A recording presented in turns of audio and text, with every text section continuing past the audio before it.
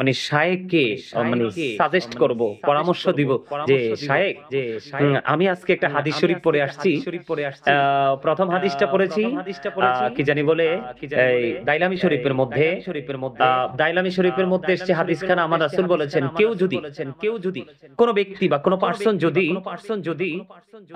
1 ঘন্টা বা কিছু সময় সে যদি দিন শিক্ষা অর্জন করার মধ্যে নিজেকে নিয়োজিত রাখে, কি রাখে 1 ঘন্টা বা কিছু সময়, বুঝে নেবেন 1 ঘন্টা বা কিছু সময় যদি কি করে, সম্ভবত হাদিসের রাবী হলেন ইবনে আব্বাস রাদিয়াল্লাহু তাআলা আনহু, সঠিক নাই যত সম্ভব ইবনে আব্বাস রাদিয়াল্লাহু তাআলা আনহু থেকে হাদিস শরীফটা বর্ণিত যে আসছে হাদিস দাইলামি শরীফের মধ্যে। আমার রাসূল বলেছেন যে 1 ঘন্টা বা কিছু সময় যদি একজন ব্যক্তি শিক্ষা অর্জনের মধ্যে নিজেকে নিয়োজিত রাখে, মানে এলেম অর্জন করে 1 ঘন্টা বা তার কিছু সময়, রাসূল বলেছে সে যেন সারা রাত ইবাদতের চাইতে উত্তম ইবাদত, মানে সারা রাত ইবাদত করে সে দামি হতো, তার চেয়েও সে কি হয়ে গেল, মর্যাদার অধিকারী হয়ে গেল, শুধু শিক্ষা অর্জন করার কারণে।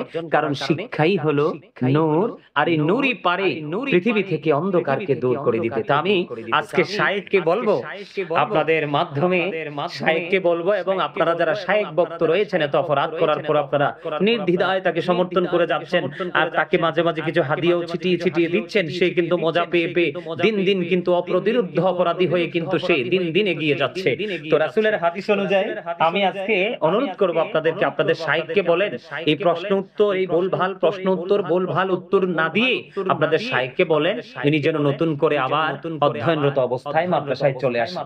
আমার কাছে মনে, কারণ পড়া শিক্ষার কোনো বয়স, উনি যে অন্যায় বা অপরাধের মধ্যে আছে উনি তো জাহান্নামী হবেই হবে, এবং যারা সাথে সাধারণ সাদা মনের মানুষ আছে ওরাও জাহান্নামী হয়ে যাবে। কারণ রাসূল বলেছে 1 ঘন্টা বা তার কিছু সময় যদি কি করে জ্ঞান অর্জন করে, তাহলে সারা রাত ইবাদতের চাইতে দামি হিসাবে চাইতে হয়ে যাবে। আর একটা হলো একদিন, একদিন যদি কেউ এলেম অর্জন করে, পুরো একদিন যদি কেউ শিক্ষা অর্জন করে, রাসূল বলেছেন 3 মাস রোজা রেখে যে সওয়াবের অধিকারী হবে তার চেয়ে অনেক বেশি ফজিলতের অধিকারী হয়ে যাবে একদিন যদি কেউ শিক্ষা অর্জন করতে পারে। তাহলে আমি আজকের এই প্রোগ্রাম থেকে আপনাদের শায়েখকে আমি বিনীতভাবে অনুরোধ করব, আপনি আলোচনা ছেড়ে দিই, প্রশ্ন উত্তর ছেড়ে দিই, এই ভুল তথ্য ভুল মেসেজ মানুষকে না দিয়ে আপনি নতুন করে আবার পড়াশোনায় আসেন। আপনি এখানে তো সওয়াব নয়, পড়তে আসেন, সঠিক তথ্য অর্জন করেন। আপনি যতই শিক্ষা অর্জনের জন্য সামনের দিকে আগাবেন ততই কিন্তু জান্নাত আপনার কাছে আসবে। সুবহানাল্লাহ বলে না? তাহলে তার পড়া কি উচিত না? আর না যদি সে তার মধ্যে যদি সঠিক তথ্য থাকতো, সেইভাবে মানুষকে পথভ্রষ্ট করতো না, তাহলে কি আমি মনে করব আমার রাসূলের ওই হাদিস যে পৃথিবীতে কিয়ামতের আগে সবচেয়ে নিকৃষ্ট মানুষ হবে আলেমরা, সেই নমুনা, সেই সিম্পটম কি আমাদের সামনে চলে আসলো? সম্মানিত উপস্থিতি, সম্মানিত দর্শক শ্রোতা, দেশ ও প্রবাস থেকে যারা আমার আলোচনা দেখেছেন সবাইকে আবারও আপনাদেরকে অনুরোধ করছি, আপনারা এই ধরনের অন্যায়, অপরাধ, বিভ্রান্তিকর বক্তব্য আপনারা না শুনে আপনারা সত্য তথ্য কালেক্ট করে আপনারা সত্যের দিকে অগ্রসর হন। আল্লাহ যেন আমাদের সবাইকে সুন্দর সঠিকভাবে যেন আমরা আমাদের জীবনকে পরিচালনা করতে পারি, আল্লাহ যেন আমাদেরকে সে তৌফিক দান করে। সকলে বলুন আমিন।